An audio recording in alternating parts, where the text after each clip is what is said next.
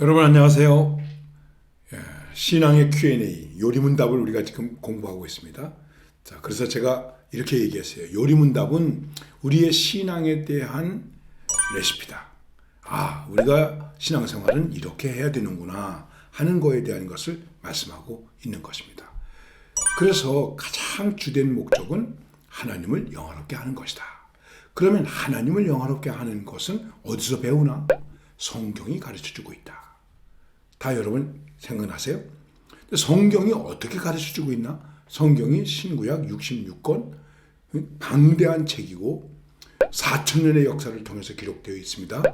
그럼 그거 다 우리가 공부하기 어렵죠.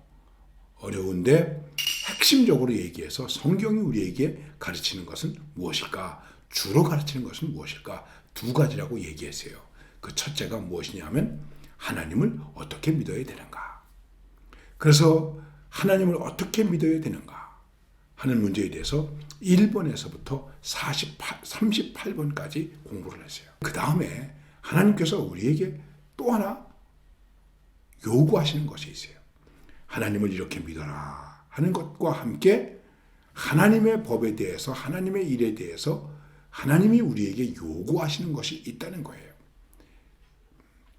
그 부분에 대해서 이제 39번에서 이렇게 얘기하고 있습니다. 무슨 의무를 하나님께서 사람에게 요구하시나요? 하나님께서 사람에게 어떤 의무를 요구하시나요? 이렇게 말씀하고 있는 것입니다. 하나님이 우리에게 요구하고 있는 것, 그건 우리가 마땅히 해야 할 의무예요. 그거 왜 합니까? 안 하면 안 됩니까? 이럴 수가 없는 거예요.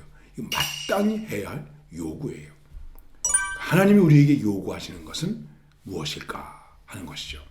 그것은 여러 가지로 말하자면 간단하게 말하면 하나님께서 사람에게 요구하시는 의무는 그의 나타내신 뜻대로 순종하는 것입니다.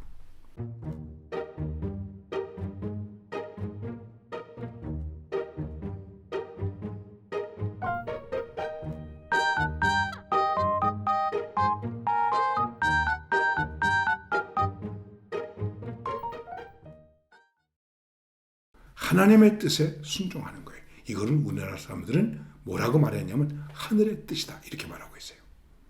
여러분 드라마 보시면 이런 거 있죠. 어떤 죄인이 와가지고 엎드렸을 때 이놈 하늘이 두렵지 않냐?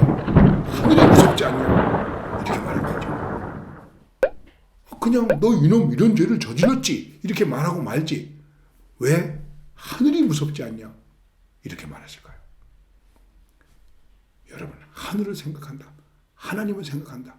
그 하나님의 뜻이 무엇인지를 생각한다. 이것이 하나님이 우리에게 요구하시는 것이란 말이에요. 그리고 거기에 우리가 순종해야 되는 거예요. 그래서 40번 문제에 가면 이렇게 대답하고 이렇게 우리에게 묻고 있습니다. 하나님께서 사람에게 그의 순종의 규칙으로서 처음 나타내신 것은 무엇인가요? 우리가 하나님을 순종하는데 그 하나님을 순종하는 규칙으로서 우리에게 처음으로 주어진 것이 무엇이냐? 첫째로 주어진 것이 무엇이냐 하는 것입니다. 과연 그게 뭘까? 답입니다. 답은 이렇게 말씀하고 있습니다. 하나님께서 사람에게 처음 그의 순종의 규칙으로 나타내신 것은 도덕법입니다. 도덕법. 이 말을 다른 말로 말하면 양심의 법입니다. 이렇게 말할 수 있는 거예요. 사실은 우리들이 이 세상에 살면서 자연적으로 지켜야 할 법들이 많이 있어요. 자연적으로 그것을 지키면 되는 거예요. 그런데 그거를 안 지키기 때문에 안 지키면 안 된다. 그리고 법을 만들기 시작한 거예요. 이 법이 있기 전에 우리에게 있는 법이 도덕법, 양심의 법 또는 마음의 법이다. 이렇게 말할 수 있는 거예요. 내 마음의 법은 언제나 옳은 거예요. 그리고 그 옳은 것은 하나님의 뜻이에요. 하나님의 뜻은 어떤 것일까요? 선한 거예요. 악한 건 하나님의 뜻이 아니에요. 선한 거예요. 그리고 하나님의 뜻은 의로운 거예요. 불의하는 것은 하나님의 뜻이 아니에요. 그리고 하나님의 뜻은 우리를 기쁘게 하는 거예요. 우리가 하는데 기쁘지 않으면 어떻게 됩니까? 그거 하지 말아야 돼요. 뭔가 깨름직하죠. 여러분, 양심을 속이고 무언가를 할 때 어떻습니까? 두렵죠. 이거 하지 말아야 되는 건데, 그리고 들키면 안 되는데, 그 다음에 숨게 되죠. 다 양심의 법, 도덕법을 어겼기 때문에 그렇게 되는 거예요. 참 신비한 거예요. 여러분, 우리 기독교 역사상 가운데 아주 훌륭한 분이 계세요. 어거스틴이라고 하는 분이에요. 아우구스티누스라고 말하죠. 네. 그런데 이분이 그렇게 성자라 그러고 훌륭한 인물이지만은 젊어서 한때는 아주 방탕하게 살았어요. 방탕하게 살았어요. 그는 어머니를 속이고, 어머니 속을 속이고, 어머니가 기도하는데 말도 듣지 않고 그랬어요. 그리고 결국은 30살이 가까이 되어서야 회개하게 되었습니다. 그런데 이 아우구스티누스의 고백 가운데 이런 고백이 있습니다. 오늘도 우리 어머니가 나를 위해서 기도하고 계시지. 우리 어머니가 오늘도 나를 위해서 눈물 흘리고 계시지. 내 이거 다 잘 아는데. 그런데 나는 왜 이 나쁜 길에서 돌아서지 못할까? 지금 이 나쁜 순간을 나는 내 삶에 있어서 마지막 순간으로 만들지 못할까? 나는 괴물과 같은 존재야. 나는 괴물인가 봐. 자기를 괴물처럼 생각했어요. 사람들이 양심의 법을 지키지 못하면 괴물이 되는 거예요. 사람이 아니에요.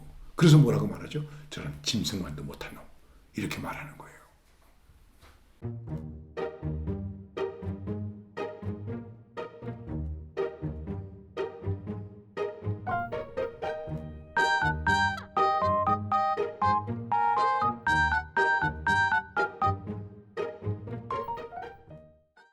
자, 오늘은 여러분들에게 이 문제에 대해서 조금 포괄적으로 얘기를 했어요. 하나님이 우리에게 요구하시는 것은 하나님의 뜻에 순종하기를 요구한다. 죄가 뭐라고 그랬죠? 순종하는데 부족한 것이다 그랬어요. 하나님의 뜻에 순종하는데 부족한 것이 죄라고 여러분들에게 분명히 말씀드렸습니다. 그러면 그 순종하기 위해서 우리에게 주신 첫째 법이 무엇일까? 그것은 바로 도덕법이에요. 그런데 이 도덕법을 구체적으로 우리에게 가르쳐 주는 것이 있어요. 이러이러이러한 것이 도덕법이다 하는 것입니다. 그거를 우리 신앙인들 속에서, 성경 속에서는 뭐라고 말하냐면 십계명이라고 말하는 거예요. 이해가 되죠? 여러분 잘 이해하세요. 그리고 우리는 할 수 있으면 하나님의 뜻을 양심의 법으로, 도덕법으로 순종할 수 있는 그런 용기 있는 사람으로 살아야 되는 거예요. 알았죠? 또 우리들이 하나님 앞에서 하나님의 요구가 무엇인가를 생각하면서 살아갈 수 있기를 바랍니다. 감사합니다. 여러분 사랑합니다.